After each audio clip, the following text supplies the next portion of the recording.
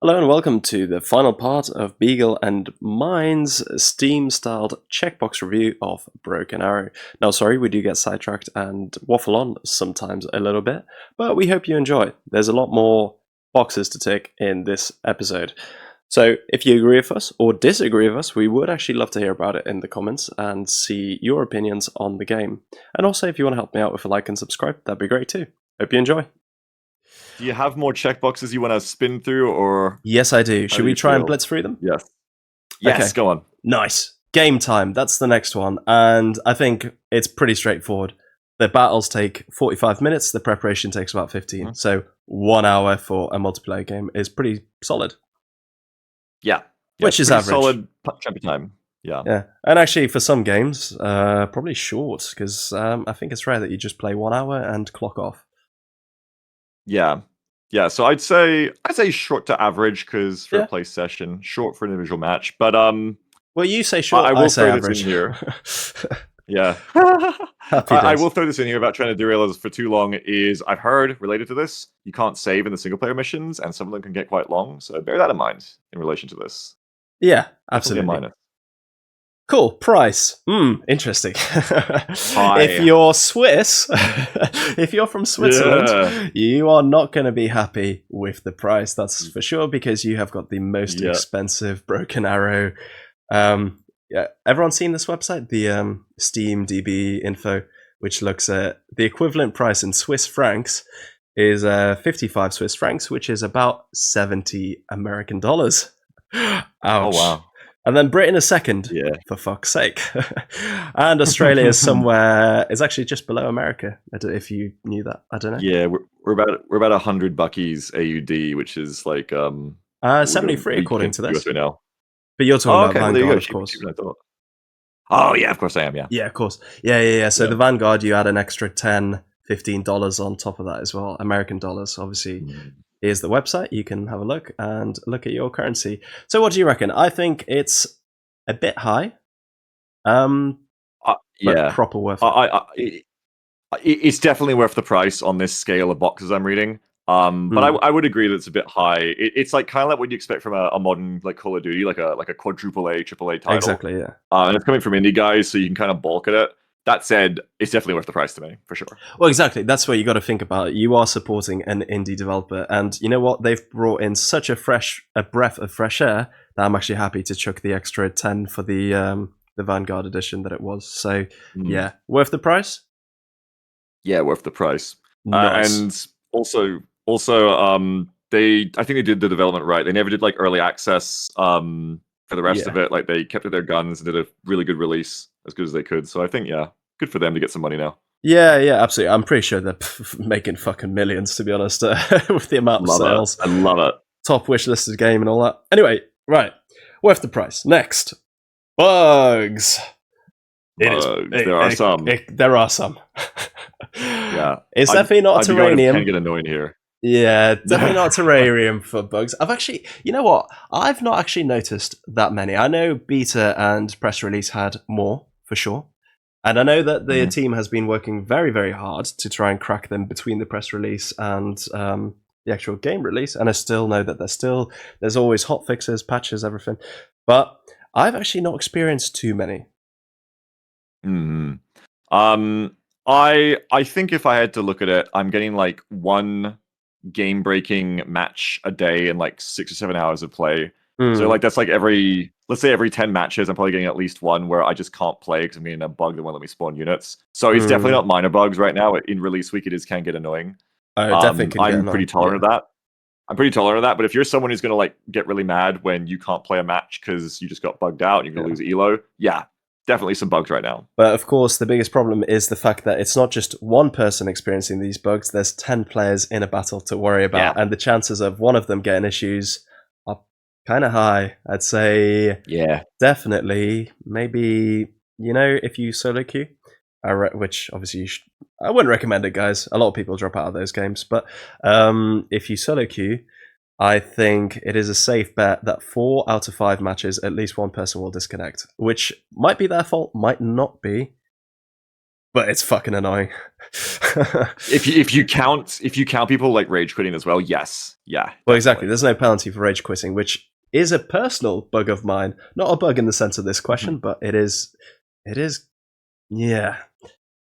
Well, I've heard they do it because of the bugs. Is because they've got the bugs of disconnects right now. They haven't put in lever penalties. Yeah, they don't want to punish people who actually suffer for real. Of course, yeah. Yeah, so it's a bit awkward right now, but I think we're all hoping for the time when the bugs go away and they can put lever penalties in, definitely. Absolutely. Well, yeah. Again, so the hard game to run is probably a correlation of the bugs. There will be some correlation of that. So, yeah, those are the two things, and a little bit of the price that the game does not have going for it. But otherwise, so far, so good, which kindly and nicely ties us up to our last one, which is the final score out of 10. Should we say it on 3? Our scores. Oh, fuck. Okay, yeah. I hope we get the same number. But it won't be the end of the world if we don't, because we just call it 0.5 of whatever it is in the middle. Yeah, I think we're going to be one off. Potentially. All right, ready? Yeah. 3, 2, 1, 9. 10. Oh! 9. I was going to go 9 to be realistic, but I just love the game too much. So I went for 10. Yeah, absolutely. That's the thing. I really, really, really want to give it a 10. Mate, I'd love to give it an 11, right? Shout out to my wife. She's an 11 out of 10. Love you. Same for mine. Nice. But the thing is, as we just discussed, the bugs and the fact that you do need quite a beefy computer to run this well, like really well, on Ultra, basically, does let it down slightly. But otherwise, every other part of it, I love it. So why the 10? Yeah, you have the correct rating. You have the objectively mature values. Yeah, exactly.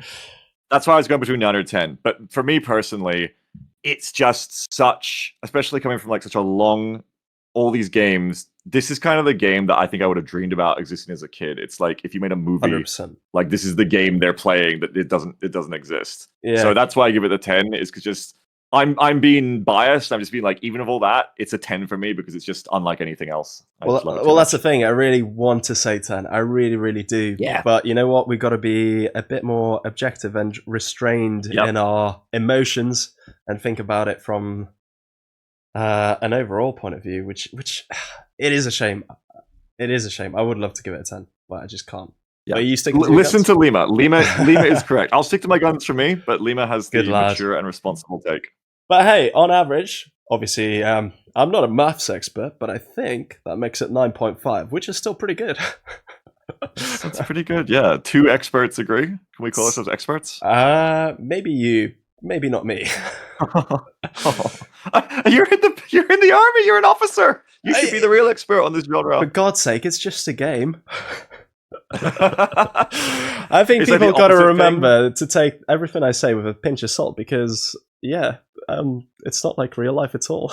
It's like the opposite thing where, like, you know, where people would be like, you know, I've played Call of Duty, I can be in the army, and you laugh at them. It's like the opposite, where like you're like, oh, I'm an British officer, and we're like, oh, fuck off, it's a game, like we don't care. Yeah, exactly. Well, again, that's why I think it is actually perfect having me and you work together because you're the the pro gamer bro, and I'm the try hard little army virgin wannabe. Interesting description. Don't edit that out. Leave that in. That's a hell of a label. Yeah, I mean, I think people might be able. It's easy to become a bit try hard and try to be very turbo thrusty. Sorry, some military slang coming out finally about the whole situation. But don't worry, guys. I am grounded. I'm not absolutely, going to cringe my face off talking about things or pretending that I know more than I don't. Because, like I said, I am just a potentially to mid-low level officer. I don't obviously know. I'm not a general. I don't know everything. But again, obviously, you do pick stuff up. So it is important to take what I say with a pinch of salt, for sure. But I find it very interesting, and I look forward to playing with you and maybe chatting more because I feel like we get on pretty well. Yeah, we do. Good chemistry, mate. Yeah, thank you. Good to you. And I think like the way you approach this is really good in that sense because I actually think this is a different breed of strategy game. It's a really strategic game. Maybe I'm glazing it, but I really think so. And so I think your approach is actually the correct one because a lot of times I've had to unlearn my video game habits of how I try to play this as a video game. Yeah. And go, no, actually, if I approach this from my milsim side, from my intermilitary history side, the game's easier because it's when you just get lost in the stats, you can forget to do some things that are simple. And if you refer to how things work in the real world, even though this game isn't realistic, you'll find that, or I find that actually my orders and tactics and strategy tend to be better because this game is kind of intuitive like that. Exactly. It definitely helps to have a bit of a plan. Obviously, no plan survives first contact, but a general idea of what you want to achieve and sort of the objectives. Because obviously, if you've worked towards a goal, it's easier to have a clear focus of what you want. And again, as we discussed, it's super easy to get sucked in on microing that you just, it saps all your capacity and you completely lose sight of that. And you basically end up just being reactive, just they have a tank, okay, I'll bring in anti-tank. They've got a helicopter, anti-helicopter, but you end up just being reactive and not actually making much progress sometimes. So yes, that is definitely something that taking one step back is definitely something that is indoctrinated into officers, I'd say in general, and being able to see the bigger picture. So yeah, I do enjoy that some of the lessons that I've learned from my work obviously apply to the sort of general attitude, my approach to strategy, as opposed to me actually being good at the game. But I think it helps. I think it makes you in a legitimately, like, uniquely interesting and good position to be someone to watch for this game. Absolutely. Like, I legitimately think not every game you can apply like military teachings just because it's a military looking game. This is a game where I think you actually have an advantage in that sense, and one that a lot of us don't have, and I'm really interested to watch you play. Yeah, nice, mate. Well, I'm excited to play with you. I think we're going to do some some magic together, not to make it sound sexual, but well, don't worry, guys. We're a continent apart. Nothing's going to happen. That's right. But yeah, I mean, we definitely. I think we need to play soon, by the sound of it. 100%. You play US, right, mainly, or do you play Russia? No, half and both. half? I mean, I'll be honest. So far, I'm loving Russia a bit more. And maybe that's just because just because of luck of the draw and the battles I've had, they've tended to be a bit more successful. But I like both sides, to be honest. Basically, again, not to suck up to both sides, but both sides have definitely got strong strengths and weaknesses, right? As with everything. Yes, it is. I think they are quite well balanced. That's the thing. Yes, so, I agree. Good asymmetric balancing of this game. It's easy to grass is greener, but when you've played both sides a little bit of this game, they have different things they're good at, for sure. Exactly, and they're asymmetric, so they're not just like they both have good tanks or they both have good helicopters. They are very varied because of, well, the East versus West. They're two completely different ways of thinking. Not completely, but they are two different ways of thinking about war and warfare, and that is obviously reflected in the doctrine, which is obviously reflected in the units that are made. So, yeah, honestly, I love the variety. So I'm mega happy to play either side. Oh, cool. Well, I only play US at the moment, so you'll have to play US. Come on, you got to try out the Russians. At some point, I do. Yes, I'm going to make mechanized deck of BMPs is my plan. So yes. Nice. I mean, you can't let your Russian fans down. Do you know what your percentage of Russian viewers is?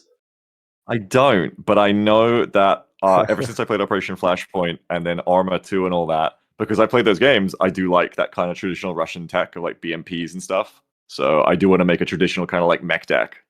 Right, okay. Well, I mean, for those guys who don't know anything about YouTubers, right? YouTube's got great analytics tools, which shows you, I mean, to be honest, literally everything. And I'm just on the website, on the studio right now, looking at analysis. And you can see, which I find super interesting, where the viewers are from. So I've got 17%. Obviously, it doesn't show if you don't have your location set, etc., and obviously respect your privacy. But if you do switch it on, it is really cool to see. So I've got 17%, 18%, we'll round it up, from the United Kingdom. So thank you, my fellow countrymen and patriots. Americans, you make up almost 14%, which is nice. Germans 5%, so danke schön. And Russia is 3%. So spasiba товарищи. With India and many other countries as well. Australia, 1.3%, which I hope is just you. Yeah, I'm all of them. Where do you see this? I'll look at mine. I'm on my YouTube studio. You know, well, do you want to share it? Or do you want to send me a picture? I'll edit it in. Yeah. Oh, no, I don't know where to find it. Where did you click? Oh, well, here's me teaching you something. So click on Analytics. Yes. Analytics. See more. Audience. Oh, see more. Okay. And then Geography. I can do the same breakdown. So I have 38.7% United States. So they're the lion's share. And then I have 7.4% United Kingdom, 6.4% Germany, 4.1 Canada, 3.9 Australia, 2.6 Russia, and 1.9 Netherlands, Sweden, Poland. Then it goes down from there. France, Spain, Brazil, Thailand. Cool. And then Italy's my sub 1%. I never looked at that before. So there you go. Oh, well, there you go. You learned something from the fresh keen YouTuber as well. It's interesting because actually, whilst I've got more views from the United Kingdom, America has got almost 3 times as many watch hours. So you English boys are clearly not watching my videos to the end. Gotta go out and play football. Well, of course, yeah. So, you know what? I've just typed in average view duration, and Croatia, Hrvatska, you guys are the most loyal in terms of average view duration, as well as Israel and New Zealand, interestingly enough. Good job, Croatia. Well done. Yeah, thanks. You guys are nice. I've actually been to Croatia before. Lovely country. I do love it and would recommend a visit. Very lovely people. Which shows. I went to Romania once, and I was shocked how cold it was. Cold? To be in snow.